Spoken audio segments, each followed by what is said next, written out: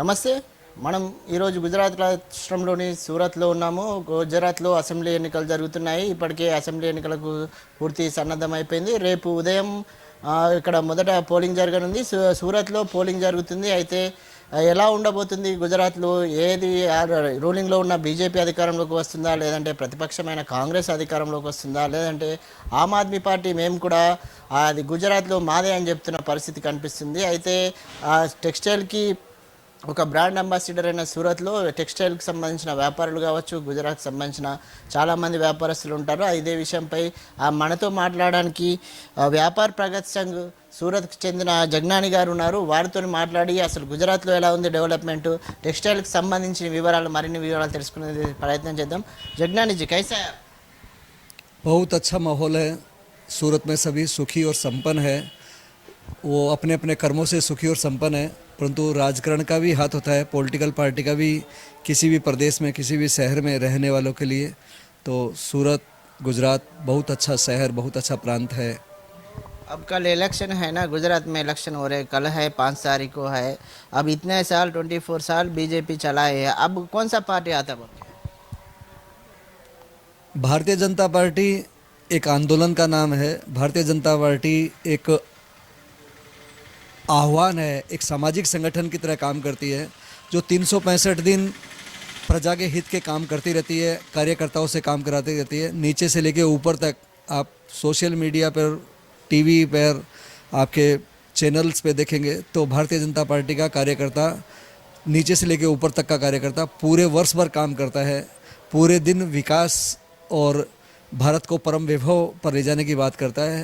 इसी तरह गुजरात में भी, सूरत से लेकर गुजरात तक में भी उन्होंने हर दिवस काम चलता है, हर क्षेत्र में काम चलता है। हॉस्पिटल नए बन रहे हैं, स्कूलें नई बन रही है, नई भर्तियां हो रही है, अन्य अन्य क्षेत्रों में विकास के रोड रास्ते बन रहे हैं, नए नए ब्रिज बन रहे हैं।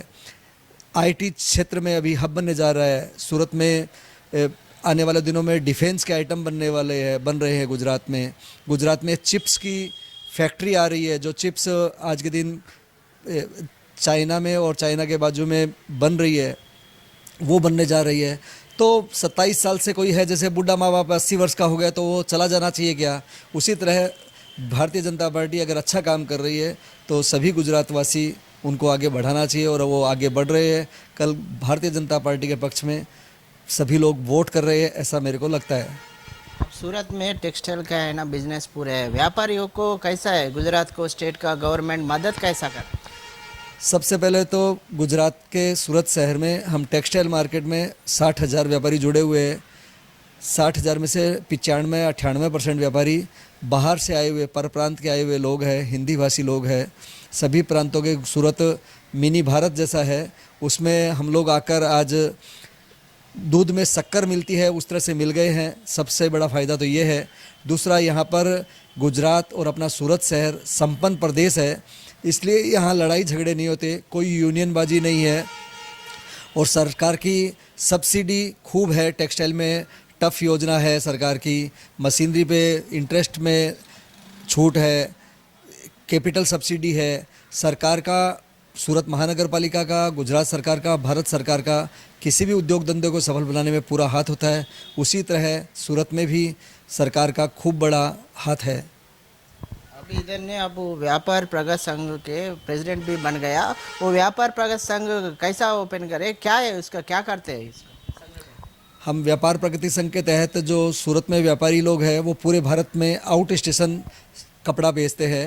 जो कपड़ा आउट स्टेशन बेचते हैं तो कई बार वहाँ जयपुर, दिल्ली, कलकत्ता, हैदराबाद, मद्रास, अहमदाबाद सूरत के व्यापारियों को पैसा फंस जाता है। तो पैसा फंस जाता है तो सूरत के व्यापारी असहाय महसूस करते हैं। इसलिए हम लोग प्रत्येक रविवार को एक सार्वजनिक जगह बैठकर सभी व्यापारियों की फरियाद सुनते हैं, एक लोक अदालत तरीके, और फिर जो पीड़ित व्यापारी होता है उसके पक्ष में उसकी बात सुनकर आरोपी व्यापारी को फ़ोन करते हैं और पीड़ित व्यापारी की यथायोग्य हेल्प करने की कोशिश करते हैं, जिससे व्यापार और व्यापारी को सहायता पहुँचे, सहयोग मिले। अब ये संघ में कितने लोग हैं? अभी तक आप कितने लोगों को मदद कर ली? हम लोग व्यापार प्रगति संघ में टेक्सटाइल मार्केट एरिया के 60,000 व्यापारी सारे जुड़े हुए हैं व्हाट्सएप ग्रुपों में। 140 व्हाट्सएप ग्रुप हमने बना रखे हैं। निःशुल्क ही है, इसकी मेंबरशिप होती है और दिन प्रतिदिन रोज़ हम हेल्प करते हैं। और इसमें हमने कर ये रखा है, कोई भी व्यक्ति, मैं वीपीएस से बोल रहा हूँ, ऐसा करके मदद कर सकता है। किसी पर्टिकुलर व्यक्ति के पास जाके मदद मिलेगी ऐसा नहीं है। वो अपने स्टाफ से, अपने एजेंट से, अपने रिश्तेदार से फ़ोन करवा सकता है कि आप इनका पैसा दे दीजिए, नहीं आपका नाम सोशल मीडिया पे डाल दिया जाएगा। इस डर से जो व्यापारी, आरोपी व्यापारी होते लगता है और अंत में दे देता है पैसा। सूरत में बोले तो टेक्सटाइल का अड्डा है ना। अब मोदी जी सेंट्रल गवर्नमेंट में सूरत टेक्सटाइल में टैक्स दे रहे हैं ना, जीएसटी बोल के एक टैक्स बन गया है ना। इसका बारे में आप चार्टर्ड अकाउंट भी है ना, क्या बोलते हैं उसका जीएसटी में बारे में? जीएसटी एक अच्छा कानून है। शुरू के दिनों में 2017 में जब ये आया तो इसके इम्प्लीमेंटेशन के इसके थोड़ी कामकाज बढ़ जाएगा, क्योंकि सूरत में व्यापारी अकेला व्यापारी है। वो उसकी समस्या ये है कि मैं अकाउंट्स करूं, कंप्लायंस पूरा करूं या व्यापार करूं। तो इसलिए व्यापार और व्यापारियों को ऐसा लगता था कि जीएसटी हमारा विरोध का कानून है। जीएसटी बहुत सरल और अच्छा कानून है और इससे जीएसटी हमको जेब से नहीं देनी पड़ती है। इधर जीएसटी की क्रेडिट रहती है। हम जो रॉ मटेरियल खरीदते हैं, हम फिनिश बेचते हैं, उस पर जीएसटी हमको भरनी होती है, तो उसका डिफरेंस भरना रहता है। वो डिफरेंस भी भरना नहीं आता है। तो जीएसटी कानून व्यापार और व्यापारियों के हित में है और सूरत के लोगों ने, गुजरात के लोगों ने इस कानून को अपना लिया है, मान लिया है, स्वीकार कर लिया है। यह कानून पूरे भारत के व्यापारियों के लिए अच्छा और सुंदर कानून है। कोरोना टाइम पे बिजनेस अच्छा नहीं चल रहा है, अब व्यापारों बहुत लॉस हो गया। थोड़े लोग अब बोले ना ऐसा व्यापारों में थोड़े पैसे नहीं दे रहे बोल के, ऐसा लोग बहुत लोग हैं। उसके बारे में आप क्या कैसा हैंडल कर लेते हो उसको? कोरोना के बाद में जो निम्न स्तर का छोटा व्यापारी था वो फंस गया है। उसकी पूंजी नीचे चैनल में, गांव देहात में फैल गई है, फंस गई है। कारण कि उन दिनों कुछ लोगों के मेडिकल की प्रॉब्लम आ गई, कुछ लोगों के आजीविका की प्रॉब्लम आ गई, तो उसने वो पैसा यूज कर लिया है। उस कारण से सूरत की मंडी का पैसा बाहर की मंडियों में खूब ज़्यादा फंसा हुआ था और धीरे धीरे वो रिकवर हो रहा है। तो हमारी भारत सरकार से, गुजरात सरकार से भी ऐसी अपील है कि वो जो ये सिविल मैटर का केस है 420, 406, 409, जो एक साधारण कानून लागू पड़ता है पैसा रिकवर करने के लिए, व्यापार का पैसा रिकवर करने के लिए, इसके लिए एक सख्त कानून भारत सरकार, गुजरात सरकार बनाए, जिससे व्यापार और व्यापारियों को, उद्योगों को यह एक हथियार मिल सके और जो पैसा रोक लेता है, जो चीटर व्यापारी है रोक लेता है, उसको कानूनन रूप से दंड मिल सके। ऐसी हमारी सरकार से आपके चैनल के माध्यम से अरदास है। आप बोल रहे कि व्यापारियों को पैसे नहीं दे रहे, दूसरा राष्ट्र में इधर वाले को पैसा नहीं दे रहे बोल के बोले, तो उसका बारे में आपको पुलिस है, न्याय है, उसका बारे में कहीं को नहीं जा रहा। आप लोग ग्रुप बना के, संघ बना के कैसे कर रहे हैं? जिसका भी सूरत के व्यापारी का पैसा फंसता है बाहर गांव में, उसके लिए 5 तरीके हैं। एक तरीका है वो व्यापारिक संगठन के पास आता है, हम लोग हेल्प करने के रूप में उनको फ़ोन करते हैं, उनको एक व्हाट्सअप ग्रुप का प्लेटफार्म देते हैं कि व्हाट्सअप में उसकी बात डाल सकता है। फिर हम उनको राय देते हैं भाई गांधीगिरी करो, गांधी धरना, उसकी दुकान के सामने बैठना, उसको गुलाब के फूल देना, उसके घर जाना, इस तरह का प्रयोग भी बताते हैं। और एक बताते हैं भी एडवोकेट के मार्फत एक नोटिस दिलाओ 420, 406, 409 का। और अंतिम काम है पुलिस स्टेशन में शिकायत करना। कारण कि पुलिस में शिकायत करते हैं तो पुलिस बोलती है कि ये सिविल मैटर बनता है, ये 420 का मैटर बनता है, इसमें हम आपकी कोई मदद नहीं कर सकते, इसके लिए आप कोर्ट में जाइए। फिर भी व्यापार और व्यापारियों के हित में पुलिस भी यथायोग्य व्यापारियों की हेल्प करती है। वही व्यापारियों को दूसरा वालों पैसे नहीं दे रहे बोल के आपको कैसा कांटेक्ट कर देते? आपको कैसा ग्रुप बोल रहे हैं, ग्रुप में कांटेक्ट करना है, नहीं तो डायरेक्ट आपको इधर आके मिलना है? हम लोग प्रत्येक रविवार को एक सार्वजनिक जगह है शिवाजी पार्क, उसमें बैठते हैं, पिछले 5 साल से बैठते हैं। सोशल मीडिया पे इसकी खबर पहुंचाते हैं, तो जो दुखी आदमी होता है तो उसको हॉस्पिटल अपने आप मालूम पड़ जाता है। ऐसे ही व्यापारियों को मालूम पड़ गया है कि प्रत्येक रविवार को सुबह 8 बजे से 9 बजे तक 1 घंटे व्यापारियों की एक अदालत लगती है। व्यापारियों के एक संगठन बैठ के व्यापारियों की आप बीती सुनता है और सुनने के बाद में वो उसका यथायोग्य निकालता है। निकालने में हम लोग, जो फरियादी व्यापारी आता है उसके पक्ष में आरोपी व्यापारी को तुरंत फ़ोन लगाते हैं, आरोपी व्यापारी के एजेंट को फ़ोन लगाते हैं, दोनों को आपस में समझौता करने की राय देते हैं। अगर समझौता नहीं हो पाता है तो उनके खिलाफ़ लीगल कार्रवाई की सलाह देते हैं। अब गुजरात में 12 सीट को लास्ट टाइम जीत गए ना बीजेपी, अब कितना सीट आता है? गुजरात के सूरत शहर में 12 विधानसभा की सीट है। 12 की 12 सीट मेरी समझ में भारतीय जनता पार्टी भारी मतों से जीत रही है।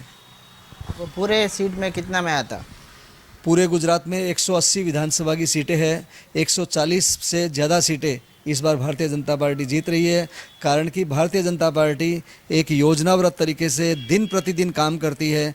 हमारे गुजरात प्रांत के अध्यक्ष CR पाटिल साहब दिन प्रतिदिन दौड़ते रहते हैं। उन्होंने एक दिन एक विधानसभा में जाकर विजिट किया है, लोगों की बात सुनते हैं, उनके कार्यालय पे कभी कभी जाना होता है। उनके कार्यालय पे 100 200 फरियादी हर समय बैठे रहते हैं और इनका काम करने का तरीका ये है, जो फरियादी आया, जो फरियाद लेके आया, चाहे पुलिस स्टेशन की हो, चाहे स्कूल की हो, चाहे हॉस्पिटल की हो, उसके सामने प्रत्यक्ष उसको फ़ोन लगाते हैं और जो सामने वाली पार्टी आती है उसको बोलते हैं कि इसकी किसी भी तरह हेल्प करके इनको साथ सहकार देना है। तो इस तरह की पार्टी और इस तरह के नेता होने के कारण गुजरात प्रांत में भारतीय जनता पार्टी इस बार भारी मतों से, भारी सीटों के साथ सारे अभी तक के रिकॉर्ड तोड़ते हुए आगे बढ़ने वाली है। థ్యాంక్ యూ జీ ఆప్కా సమయ దేదేకే పూరే లోక్ బోల్ దియే.